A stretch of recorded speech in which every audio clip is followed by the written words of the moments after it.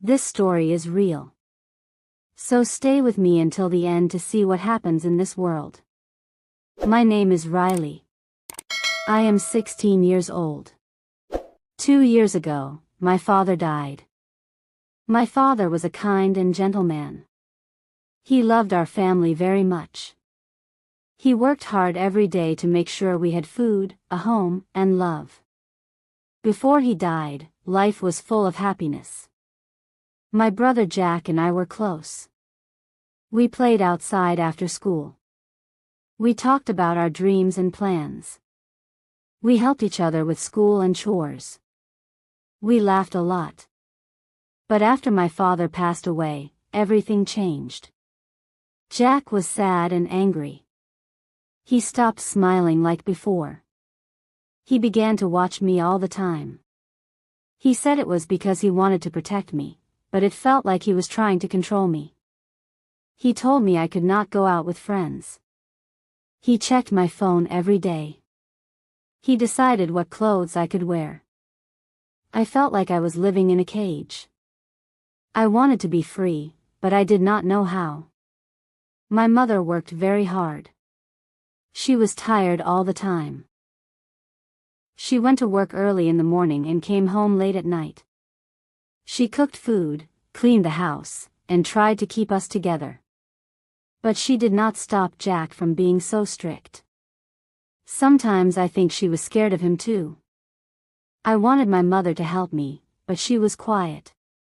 She said Jack only wanted to keep me safe, but I did not feel safe. I felt trapped. Every morning, Jack woke me up very early. He watched me like a guard. He checked my phone and my clothes.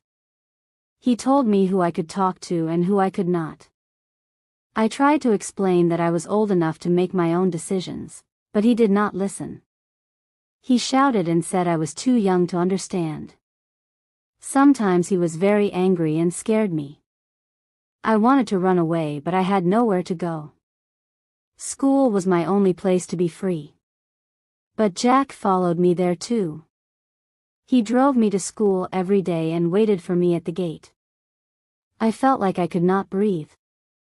I could not even talk to my friends freely. I missed my best friend Sarah. She used to call me every day. We used to laugh and share secrets. But after Jack became so strict, I could not answer her calls. I wanted to go to the park with her, but Jack said no. At night, I would look at the stars and dream. I dreamed of walking alone in the street, feeling the wind on my face, and choosing my own path. But every time I tried to think about it, Jack's words stopped me. I felt small and lonely. Sometimes, I read books about girls who had hard lives but found happiness and freedom. I told myself that one day, I would be free too. But the days were long and the nights were cold. I was very tired. One day, I found an old photo of my father. He was smiling and holding me as a baby. I cried for a long time. I missed him so much. He was the only one who made me feel safe and loved. At school, I met a counselor. I was scared to talk to her, but I wanted help. She listened carefully and told me I was brave and strong. She said there were people who could help me. For the first time, I felt hope. I started to think about how I could be free. I made a small plan. I saved some money from small jobs. I learned about my rights and talked to kind people. I wanted to live my own life. One day, I wrote a note for Jack and my mother. I told them I needed to find my own way. I packed a bag and went to a shelter for girls like me. It was scary, but also safe. I was afraid, but I felt a little free. At the shelter, I met other girls with stories like mine. We shared our tears and our smiles. I learned I was not alone. There were people who cared. Now, I go to a new school. I am making new friends. I am learning to trust people again. I still miss my family, but I am stronger. I feel hope in my heart. Every night, I look at the stars and feel calm. I know one day I will be free. This is my story. It is hard, but I am still here. I will keep fighting for my freedom. After I left my home and went to the shelter, my life started to change slowly. The shelter was a small house with many girls. Some were younger, some older. All of us had stories of pain, sadness, and hope. We helped each other. We talked every day. Sometimes we cried together, sometimes we laughed. The workers at the shelter were kind and gentle. They listened when I talked and gave me advice. They taught me how to stay safe and believe in myself.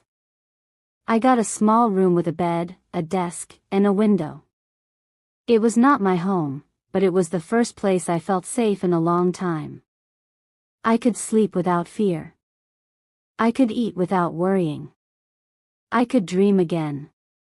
At the shelter, I found a counselor who helped me with my feelings. She helped me understand that what happened to me was not my fault. She told me that I was brave for leaving and looking for a better life. Sometimes, I felt sad and scared to be alone. But slowly, the sadness became smaller and hope grew bigger. I went back to school in a new place. The teachers were kind. They did not watch me all the time. I could speak freely and make friends. My classmates were friendly. I joined a club for young people who wanted to learn English and art. I loved to paint and draw. It helped me forget the bad memories for a while. I started to work in a small cafe near the shelter. I was nervous at first. I was afraid I might make mistakes. But the people there were patient. They taught me how to make coffee, how to talk to customers, and how to work in a team. I liked the job because it gave me money and confidence. I was proud when I made a good coffee or helped a customer smile. Sometimes, I thought about my mother and Jack. I missed them, but I knew I had to be strong. I wanted to have a good life. I wanted to be free. I called my mother sometimes. Her voice was sad, but she was happy to hear from me. She said she loved me and wanted me to be safe. I told her I loved her too and I hoped she could be strong one day. I hoped Jack could change too, but I was afraid he would not.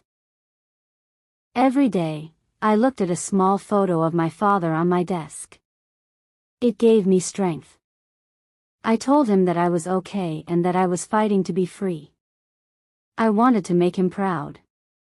As months passed, I learned more about myself. I learned that I was brave and strong. I learned that I could live without fear. I learned that I was not alone in the world. There were people who cared, people who wanted to help me. I made new friends at the shelter and school. We shared stories and dreams. We supported each other. I felt happy sometimes. I laughed again. One day, I found a small apartment with help from the shelter workers. It was small but mine. I painted the walls pink and put flowers on the windowsill. I could sleep without fear and wake up with hope. I cooked my own food and cleaned my own space. It was freedom. But freedom was not easy. Sometimes I felt lonely. Sometimes the memories came back and made me sad. Sometimes I cried. But I knew I was stronger than my fears. I wanted to help others like me. I started to volunteer at the shelter. I talked to girls who were scared and sad.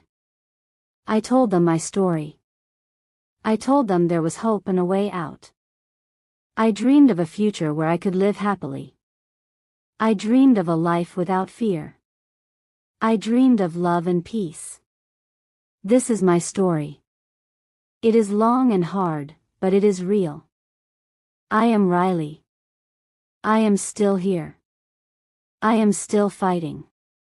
And one day, I will be free.